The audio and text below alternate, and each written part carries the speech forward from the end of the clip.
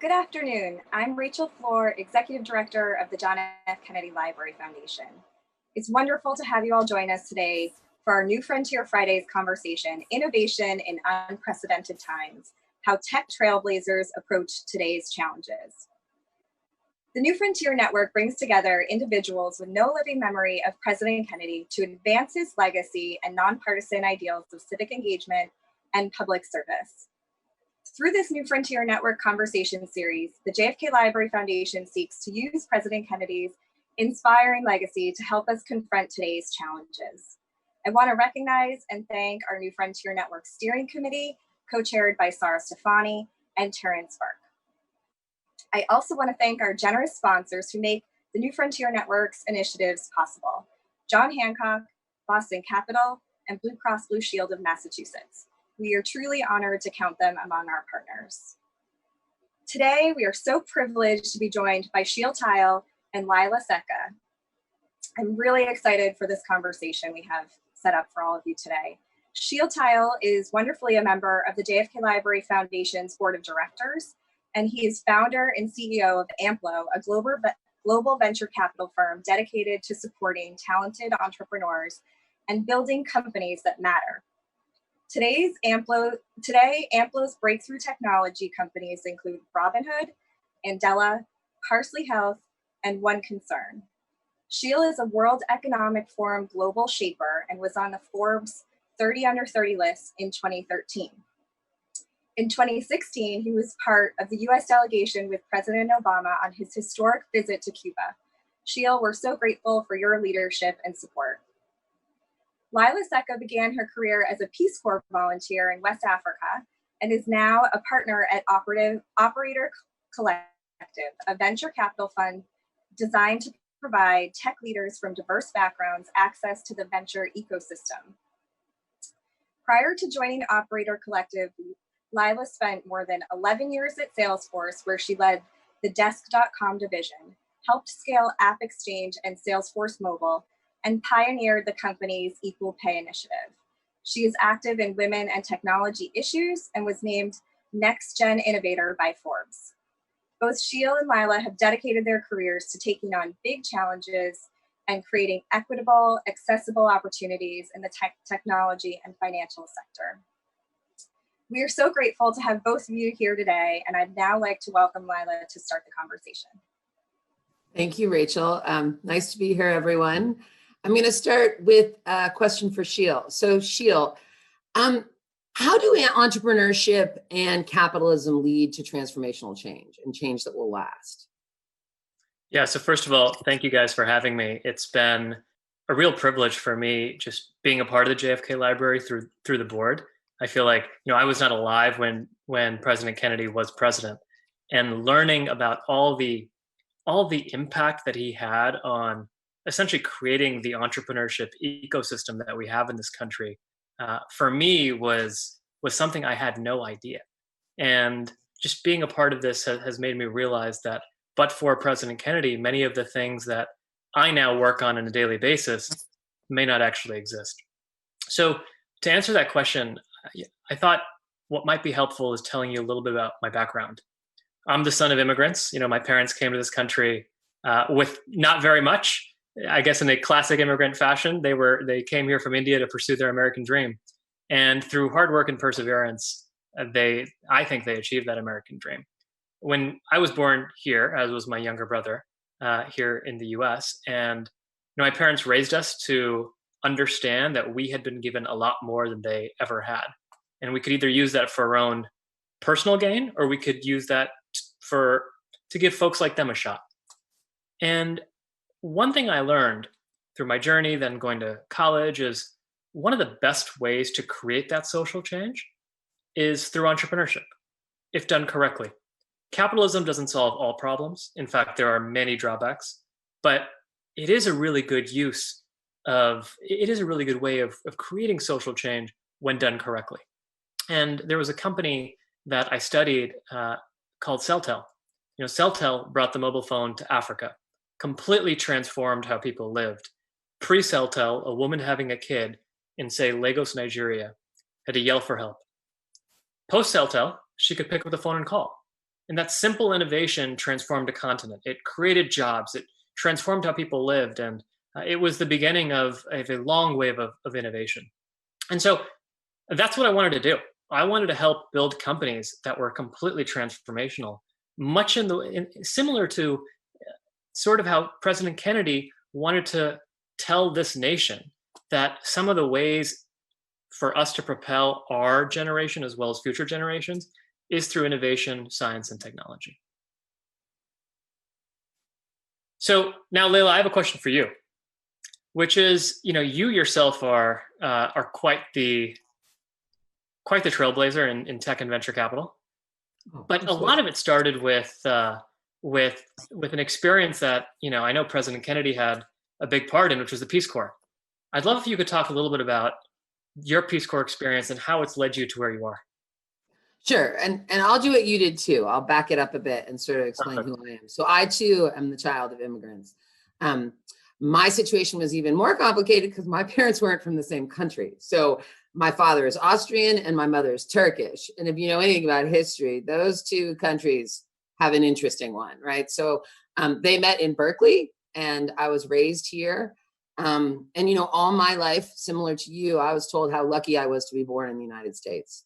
How, my mom grew up in Turkey. That was not a place when she was growing up that really valued girls beyond really as ornaments. She was a very smart person. She wanted to be able to extend her mind and do different things. And really the embodiment of that hope from my parents. My father grew up in Austria. He was actually Jewish. We found that out much later in life because of 23andMe technology. But he was hidden during the war in certain ways, which was never really made sense in the family history. And so many people died. But it does now, right? So the epitome or the embodiment of the United States and all that it meant to foreign people who were in situations they felt stuck in really came down to JFK and Jackie, right? I think my mom idolized Jackie. I think she still sort of does. And my dad just thought the world of JFK. I mean, I grew up with this in my house and this on in the window, JFK was the embodiment of the American dream for my parents. So growing up and talking about giving back and building something beyond yourself. And my parents were struggling. They are the epitome of the American dream as well, but they were hopped too, right? They didn't get a minute off. So I was very lucky. I got to go to college. And then my dad really wanted me to go to law school. And I really didn't want to go to law school. So I was walking by a booth on campus at college and there was a Peace Corps sign. And I started talking to the guy and I thought you had to be like a doctor or something to go to Peace Corps. And there's all these sort of illusions. And they were opening a business sector and all you needed to be able to do was speak another language. And I had taken French. So I joined the Peace Corps and I went to Mali, West Africa. I lived there for 3 years. I met my husband there. Who I'm still married to and love very much. But I got a very interesting experience there because for the first time in my life, I was the only white person. I was certainly the only white woman. I felt what it felt like to not be in the majority. And that was a really powerful experience in sort of informing the way I wanted to think about my career. So that Peace Corps, not only did I meet my husband there, so of course this joint mutual experience is the fabric of our entire life. Our kids are like, don't talk about Peace Corps anymore, all the time. But as I moved into technology, which I did upon returning, when I got back from Peace Corps, the internet sort of happened while I was living in a mud hut in the middle of Mali, West Africa. So when I got back, all my college friends were driving Mercedes and you couldn't rent an apartment in my hometown because the internet had kind of boomed in San Francisco. I grew up in Berkeley while this happened. So it was an interesting moment. It sort of defined the way I thought about stuff because what basically happened over the last 25 years in my hometown was insane wealth creation, insane. The amount of money that has been made in the Bay Area over the last 20 years is insane. And so really looking for companies and people that were trying to do something interesting with that money beyond just buying a new car. And that's what ultimately led me to Salesforce. And that's where I worked for a very long time. And that's where I went to Mark Benioff and said to him with my friend Cindy, you're not paying the women the same as the men. And that conversation sort of broke out and led to technology and really a lot of corporate America starting to pay attention to equal pay. So, it was a pretty amazing time as far as all of that's concerned. But like, these influential moments where you start to see how what you can do can affect community and change is really sort of the beginning of the Kennedy legacy in my mind anyway, or the way it was interpreted to me. And you certainly had one of those, Sheel, right? I mean, let's talk, now I'm going to come back to you. Let's talk about going to Cuba in 2016 with President Obama. I think this week we've all been pretty inspired by the DNC. I know that I feel like my country's sort of coming back online, which is an exciting moment. But what was that like? And how was it seeing communism and capitalism and being with such an inspirational president? Like, I'd love to hear more about that. Pretty incredible. So the Cuba trip was, and still is, probably the most interesting and iconic experience I have had in my life. It was, in 2016, I got this email. It was very cryptic, but the email was, "Hey, are you available to travel to Cuba on these dates?" And I was like, it's a random email, And I said, I guess, I sure. Who's asking, right? And then I got a follow-up email that said, and I think the URL or the person who was emailing me was some White House office, and they said, "Could you please send your passport to this address?" I was like, either I'm getting spammed, or I'm sending my passport right away, right? So long story short, what ended up happening is, President Obama, as we now know, had been working behind the scenes to reestablish relationships with Cuba, which at the time was one of only a handful of countries that we didn't have diplomatic relations with. And no US president had gone to Cuba since Calvin Coolidge. And one of the things that he wanted to do to reestablish relationships was bring along some entrepreneurs and business executives. And somehow I wiggled my way onto that, I guess. And when we got to Cuba, it was magical. It was one of those places that you could feel was just ready for change. It was sort of bubbling, and everybody was excited. And the internet wasn't very good, but that was changing. And and so one of the things that he had us do there was we met with entrepreneurs in Cuba. Okay. And when I said, "Oh, when I saw that we were gonna go meet with entrepreneurs and talk about entrepreneurship," I said, "Okay, that's cool. That's pretty cool."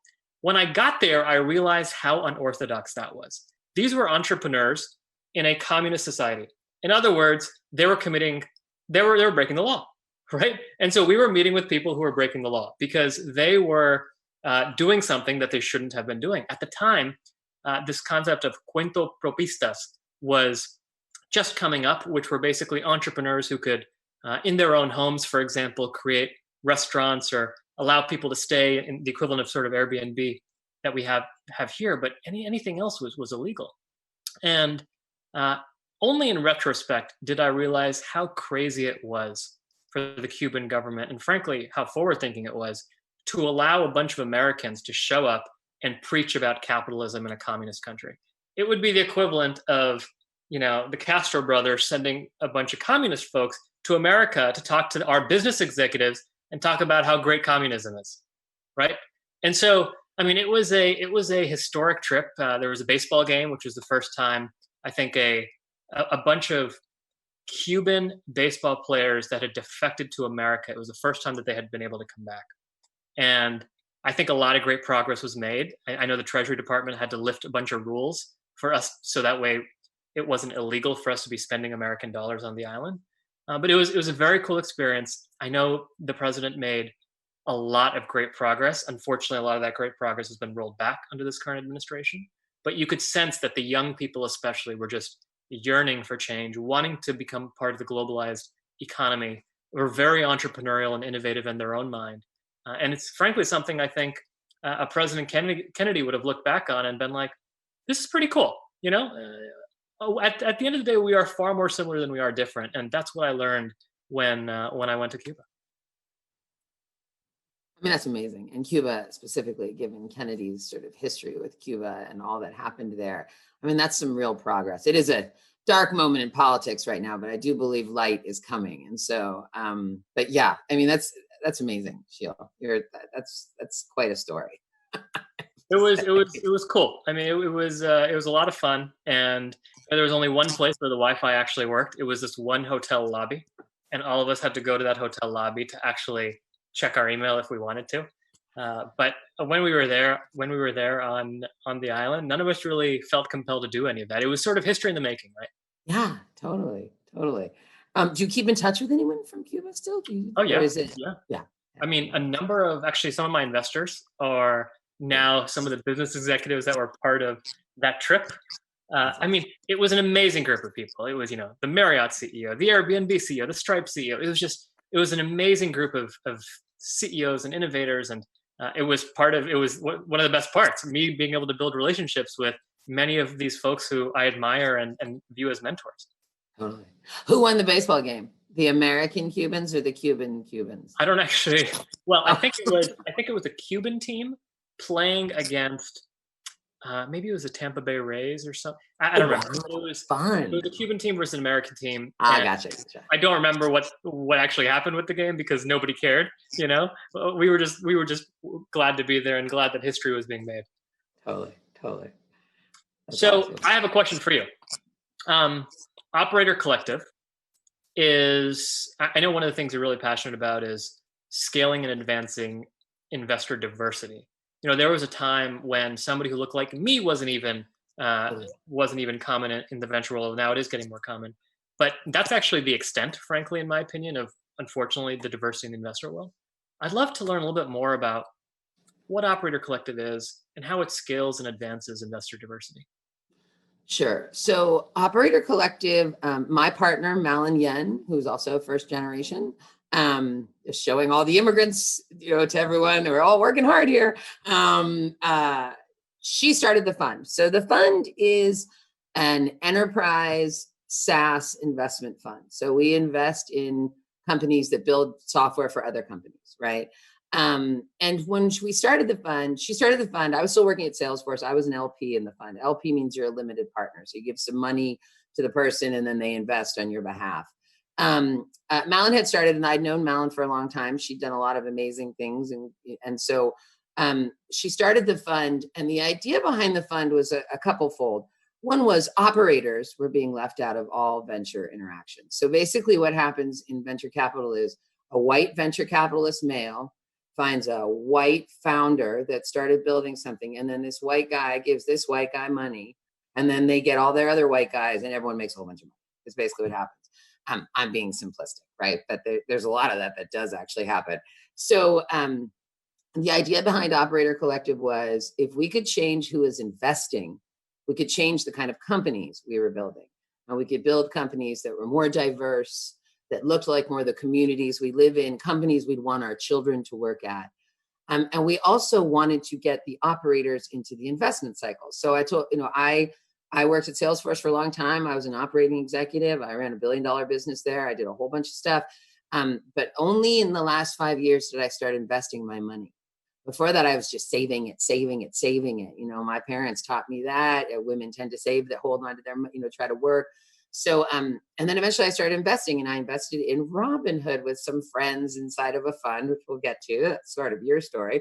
And we made a lot of money. And I realized, oh my goodness, this is just another place where women and people of color are being left out of the income cycle, right?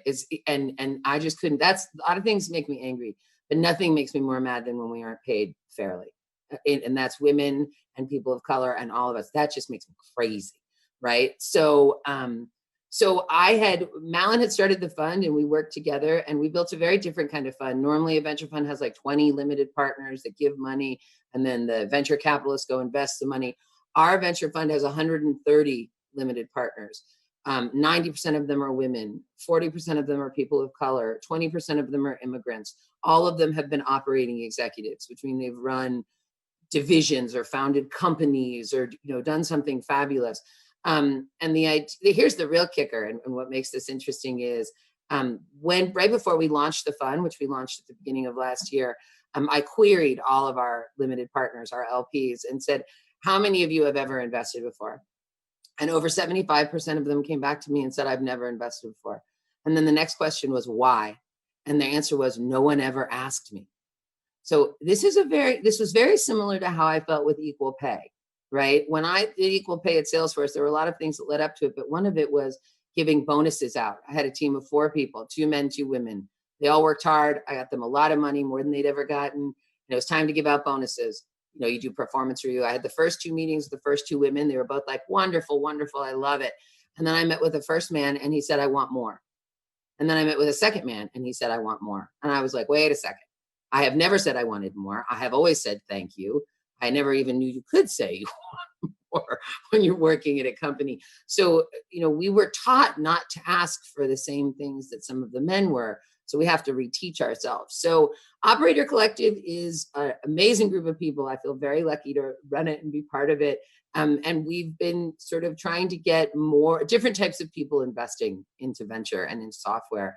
There's a lot of money to be made. So it makes sense that we would do that, right? And I mean, I think that that's also helpful for people who are listening to sort of understand our business, which is a great moment for you, Sheel, to talk about Robinhood a little bit and just investing and sort of if we're thinking about it very specifically, like how do you democratize access to things for everyone, like Robinhood has and like technology can, in order to give everyone really more of a play with technology. Right now, we've been building technology like crazy. It's real fun if you're in it.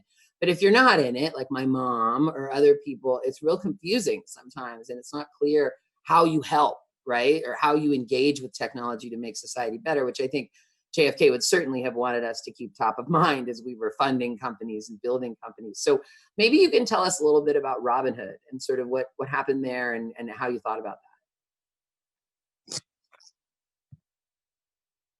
that. The biggest companies in the world are created by entrepreneurs, not motivated by money. I think if you're motivated by money, you don't make any. But if you're motivated by solving a real problem, that's how you build something meaningful. That's how you get through the hard times. And that's how you ultimately build something that lasts. So the Robinhood guys, they were classmates of mine at Stanford. And what drew me to them was the mission. They, at the time, you may remember there was the Occupy Wall Street movement. And what the founder saw that, and they realized that, how come in this country, if you're rich, it's easier to get richer? But if you're not, everything seems to work against you. In the financial markets, you don't have access to the same type of assets that can compound as everybody else does. Fees eat up a higher portion of your net worth, right? Because $7 of 100 is way more than $7 of 1,000, et cetera, et cetera, et cetera. In other words, the financial system seemed rigged. And the Robinhood guys saw that, and one is an immigrant, one is a son of immigrants, and they said, this seems fundamentally un-American and unfair. I mean, the whole American promise is that through hard work and perseverance, anybody should be able to make it, right? And so how come we're putting up these roadblocks?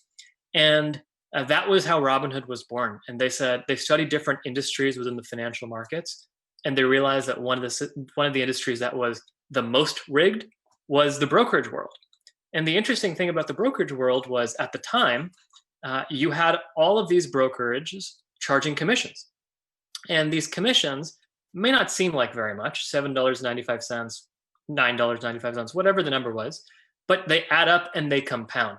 And it turns out that these commissions were legacy old commissions, whereas in reality, all of that commission is actually profit. And the reason it's legacy is because back in the day, trading used to be done in person. There was a cost associated with that. It was the cost of you and me on the floor of the New York Stock Exchange having to trade stock.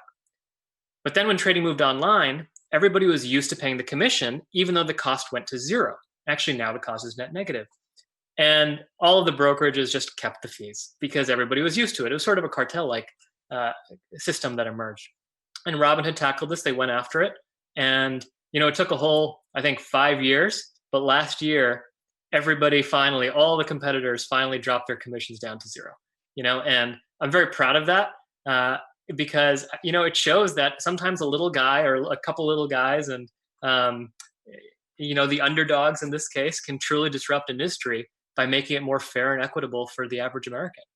And, Robinhood had some challenges as it scaled and as sort of has any company that scales. But as long as it's driven by the correct mission, which it is, I believe it could truly transform not just that part of the industry, but many parts of financial services broadly at the end of the day to make it more equitable and fair for all participants.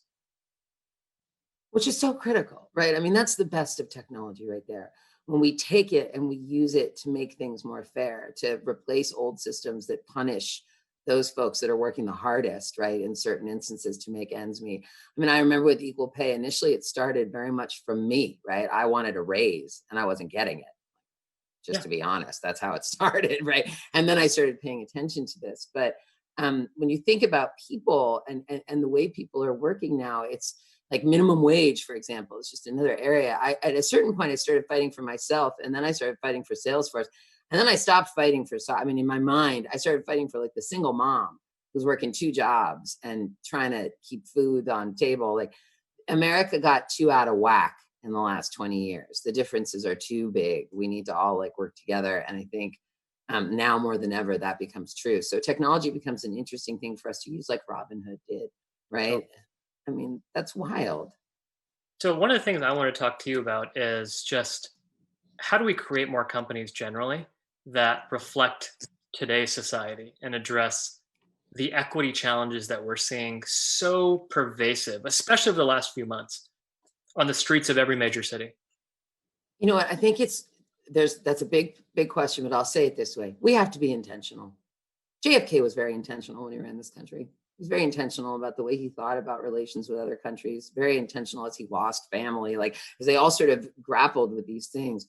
We have to be intentional when we build companies and invest in them. And I think that intentionality will help us reach the goals that we need to reach and sort of shift the way the tides have been going. And that's my main word on that. You have to do it all the time, not just when people are looking.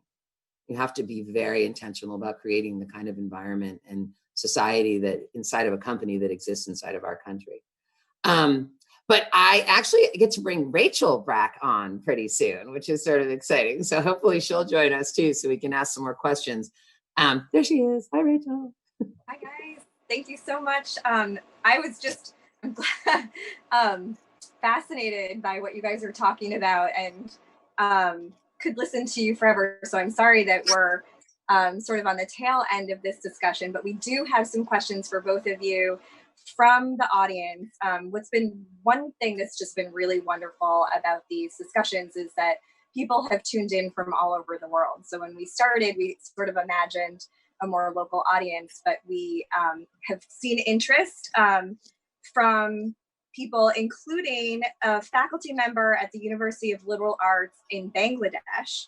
And he's asking, how can technology enable more inclusive opportunities for people on the periphery to influence decision-making and policy? So I'll have you, Sheel, start, and then we'll go to Leyla. So you've talked a little bit about this, but maybe if you can drill down a little bit into the specific kind of technology question.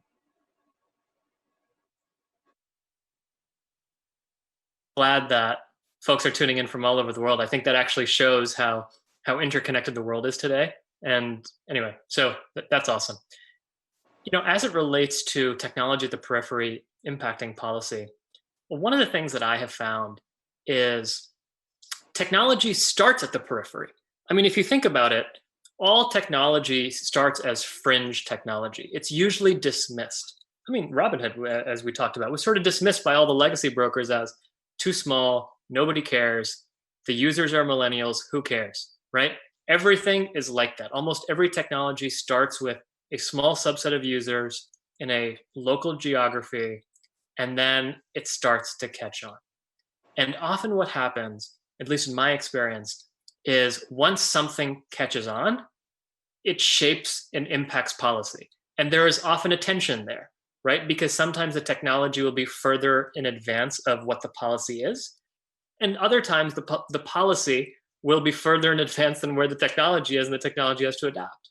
So I actually think the premise of the question is an interesting one, because it assumes that technology doesn't start at the fringes, whereas in my experience, every great company that's ever emerged starts because somebody wants to upend the status quo. What do you think, Leyla? I mean, I really don't think I can say anything better than that. Nailed it, is what I would say. I completely agree with Sheel. Like, I also think that accessibility, the more we work on getting technology in people's hands, the more we will see those fringe great ideas come up. Silicon Valley is great, right? But it's not the only place where good ideas are born, right? In fact, that's the wrong idea. So my hope is with more accessibility, we'll see even more of that great, the sparks flying up all over the place and teaching us how to do it better. Great. So I have a question for you, Leyla, now. And a lot of what you've been talking about has reminded me that President Kennedy, during his administration, established a commission on the status of women, and Eleanor Roosevelt actually spearheaded it. And it illuminated the idea that women were not receiving equal pay. I mean, this was 60 years ago. And so flash forward to 2020, and we're still here talking about it, which I just think is worth pointing out. So someone has asked, how do you approach a boss or authority leader like Mark Benioff and tell him that he's wrong in a way that he listens to what you recommend to change? Well, I didn't really tell him he was wrong, right? I more said, hey, I think we are doing something wrong. Look, we worked a lot on that. That wasn't like, oh, let me have a random thought. Like, I worked on that for many years, formulating whether or not this was really true, right? Am I really being paid less? Like, I grew up in engineering, so I was always the only woman. So it was sort of strange too. I didn't really, and so then Cindy is my friend, right? I always have a partner. I think it's better to do stuff together sometimes. She and I started talking about it. And then I had that instance with those folks on my team. And that really was just it. So we came up with a big plan and we socialized it around. And we got a lot of good feedback and we got a lot of negative feedback. We both had relationships with Mark Benioff. So that's important, right? This wasn't me just randomly walking into the CEO's office. I knew him well. He'd been mentoring me for years. But I didn't know what he was going to say. In fact, after we walked out of his office, both of our mothers were like, what did he say? What did he say? But we were prepared. And I also didn't know he was going to say yes. I sort of thought he might say no. And if he said no, in my mind, I was going to be like, I tried. I really tried. I did everything I could. And I don't know, but he didn't say no. He said yes. And then boom, everything started happening. So you have to have a plan. You have to have a relationship. You have to know the company you're at and be careful, right? This is not done without peril. So you have to be cautious when you do this stuff. I think, and one thing that might be harder for you to say yourself or recognize, but was such an important quality for President Kennedy, was courage. And clearly it took courage for you. It took courage for you, Sheel, to get involved in the way you have and really see inequities around you and work to address them. So I think that's an important point. To both of you, what is a personal project that you are truly proud of? Why don't we start with you, Sheel? Interesting. I feel like, all of my projects are the projects of the companies that I'm now involved with. And actually one project that I think is particularly relevant as it relates to President Kennedy is one of our companies, Two Chairs in the mental health space. President Kennedy in 1963 asked the nation that we need to study mental health, its causes, and its treatments. And that led to the creation of, I think it's called the Weizmann Institute at the University of Wisconsin-Madison. And even today, 2020, mental health is still stigmatized. It's still too expensive. Not enough people get access to it. And the problem just keeps going on and on and on. And so one of the projects that I'm really excited about and passionate about is this company called Two Chairs that is trying to democratize access to high quality mental health. And the way it does that is by a number of different innovations, through group therapy, through essentially the marketing of it, by making therapy seem like it's cool, as opposed to something that you can't tell anybody about, right? By partnering with insurers to essentially make it so that people can access therapy who aren't just rich and can pay out of pocket, And so mental health to me is one of the great challenges of our time. And it's part of the reason for that is because it's hidden. And the more we bring it in the forefront, I think the better. And it was really President Kennedy who started all that. Absolutely. What an inspiring initiative. Thank you so much for sharing. And Leyla, how about you? So I don't know if I would call it a project, but I'll tell you when I was at Salesforce, I was asked to be the executive sponsor of the Black employee resource group at Salesforce called Bold Force. And in that 3-year time, I spent a lot of time listening and learning and trying to understand what it felt like to be Black at Salesforce, what it felt like to be Black in tech, what it felt like to be Black in America. So I continue to really try to focus my efforts on talking about that and thinking about that. I actually have something launching in September coming up, which I'll keep y'all posted on if you want to know in relation to this. But I'm very, although it's scary right now, I'm very pleased the protests are happening. It's time for some change to really occur. And if we're thinking about JFK, he certainly was in the midst of this, right? In the 60s, this was definitely a part of his legacy on the country.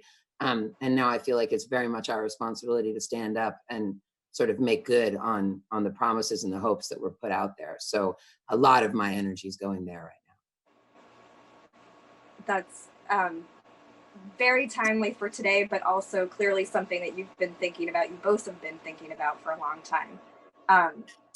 So this is the last question for both of you. What can each of us do to accelerate equity and innovation within our organizations today? So how do we take this forward, take this discussion forward in our own lives? And why don't we start with you, Sheel, again? Realize that diversity, equity, these are not just things that are good PR. These are things that are good business. If you have a bunch of people that look the same and think the same, why are they all there? I mean, then all you're doing is paying a lot of people that shouldn't be there, right? You need diversity of opinion. You need people who really push the bounds, make you a little bit uncomfortable to build anything great.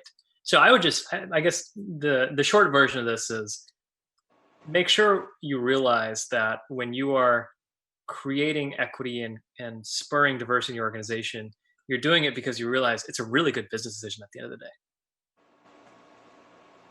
Absolutely. How And about you, I Lynn? totally agree with Sheel. I will say this one too. Speak up. Okay. You know what I did? I spoke up. I said, I decided to be loud and be called bossy or whatever dumb names people wanted to call me. But I spoke up. I saw something was wrong and I spoke up. And I did that again with the Black Employee Resource Group at Salesforce. And I'm going to keep speaking up. And if everyone speaks up, eventually we're all going to make enough noise so that some change will occur. So don't be afraid to use your voice. You have a lot more power than you think you do. Thank you both so much. I think this conversation just is a jumping off point, can be a jumping off point for all of us.